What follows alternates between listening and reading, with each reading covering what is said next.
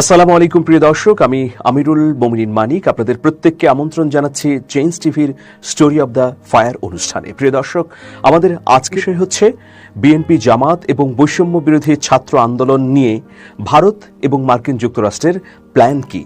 কদিন আগে বিএনপির স্থায়ী কমিটির এক বৈঠকে এই সিদ্ধান্ত হয়েছে যে বিএনপি কোনোভাবেই বাংলাদেশ জামাতে ইসলামী এবং বৈষম্য বিরোধী ছাত্র আন্দোলনের সঙ্গে বিরোধে জড়াবে না। এর পেছনে কি কারণ থাকতে পারে? নিশ্চয়ই কারণ আছে। বাংলাদেশের বৃহৎ প্রতিবেশী দেশ ভারত আগামী নির্বাচন, রাজনৈতিক দলগুলো এবং রাজনৈতিক গতি প্রবাহ নিয়ে কি ভাবছে, এইসব তথ্য জানার জন্য আমরা নানা অনুসন্ধান চালিয়েছি। South block, extra territory group এবং সংবাদ মাধ্যমের গুরুত্বপূর্ণ সোর্স থেকে যে তথ্য পাওয়া গেছে সেগুলোই আপনাদের সামনে উপস্থাপন করছি। আগামী